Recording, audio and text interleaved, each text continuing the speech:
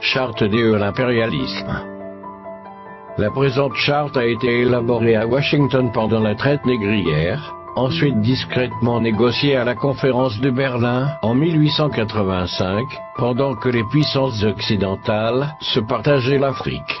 Ils négocièrent secrètement à Yalta le partage du monde en 2 blocs après la Deuxième Guerre mondiale, et pendant la création de la Société des Nations, l'ancêtre de l'ONU. Disposition générale. Article 1. Devise de l'impérialisme.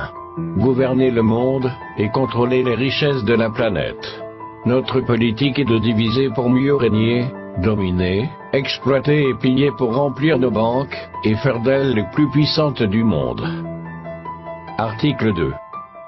Aucun pays du tiers-monde ne constitue un État souverain et indépendant. Article 3. Tout pouvoir dans les pays du tiers-monde émane de nous, qui l'exerçons par la pression sur les dirigeants qui ne sont que nos marionnettes. Aucun organe du tiers-monde ne peut s'en attribuer l'exercice.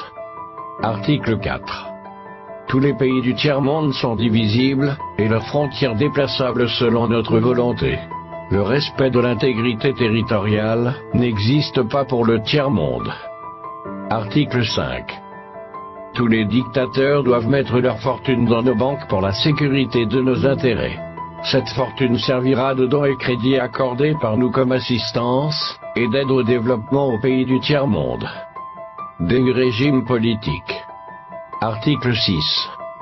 Tout pouvoir et gouvernement établi par nous est légal, légitime et démocratique. Mais tout autre pouvoir ou gouvernement qui n'émane pas de nous est illégal, illégitime et dictatorial, quelle que soit sa forme et sa légitimité. Article 7. Tout pouvoir qui oppose la moindre résistance à nos injonctions, perd par le fait même sa légalité, sa légitimité et sa crédibilité. Il doit disparaître. Des traités et des accords. Article 8. On ne négocie pas les accords et les contrats avec les pays du tiers-monde, on leur impose ce qu'on veut, et ils subissent notre volonté. Article 9. Tout accord conclu avec un autre pays, ou une négociation sans notre aval est nul, et de nul effet. Des droits fondamentaux. Article 10. Là où il y a nos intérêts, les pays du tiers-monde n'ont pas de droits. Dans les pays du Sud, nos intérêts passent avant la loi et le droit international. Article 11. La liberté d'expression, la liberté d'association et les droits de l'homme n'ont de sens que dans le pays où les dirigeants s'opposent à notre volonté. Article 12. Les peuples du tiers-monde n'ont pas d'opinion, ni de droit, ils subissent notre loi et notre droit. Article 13. Les pays du tiers-monde n'ont ni culture ni civilisation, sans se référer à la civilisation occidentale. Article 14. On ne parle pas de génocide, de massacre ni de crimes de guerre ou de crimes contre l'humanité dans les pays où nos intérêts sont garantis, même si le nombre des victimes est très important. Des finances publiques. Article 15. Dans les pays du tiers-monde, nul n'a le droit de mettre dans leur banque un montant d'argent au-dessus du plafond que nous avons fixé. Lorsque la fortune dépasse le plafond, on la dépose dans l'une de nos banques pour que les bénéfices retournent sous forme de prêts ou d'aide économique au développement en espèces ou en nature. Article 16. N'auront droit à l'aide précitée les pays dont les dirigeants font preuve d'une soumission totale à nous, nos marionnettes et nos valets. Article 17. Notre aide doit être accompagnée des recommandations fortes de nature à empêcher et briser toute action de développement des pays du tiers-monde. Des traités militaires. Article 18. Nos armées doivent être toujours plus fortes et plus puissantes que les armées des pays du tiers-monde.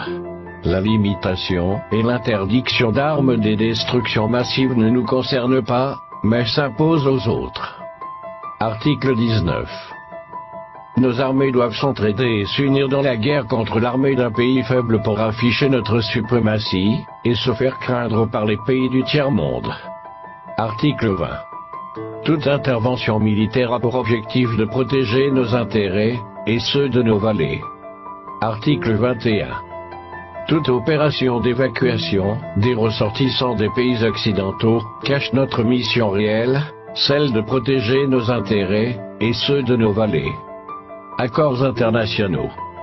Article 22. L'ONU est notre instrument, nous devons l'utiliser contre nos ennemis, et les pays du tiers-monde pour protéger nos intérêts.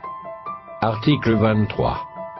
Notre objectif est de déstabiliser et détruire les régimes qui nous sont hostiles et installer nos marionnettes sous la protection de nos militaires sous la couverture des mandats des forces de l'ONU. Article 24. Les résolutions de l'ONU sont des textes qui nous donnent le droit et les moyens de frapper, de tuer et de détruire les pays dont les dirigeants et les peuples refusent de se soumettre à nos injonctions sous la couverture des résolutions du Conseil de sécurité de l'ONU. Article 25. Notre devoir est de maintenir l'Afrique et d'autres pays du monde dans le sous-développement, la misère, la division, les guerres, le chaos pour bien les dominer, les exploiter et les piller à travers les missions des Nations Unies. Article 26. Notre règle d'or est la liquidation physique des leaders et dirigeants nationalistes du tiers-monde. Article 27. Les lois, les résolutions, les cours et tribunaux des Nations Unies sont nos instruments de pression contre les dirigeants et les leaders des pays qui défendent les intérêts de leur peuple. Article 28.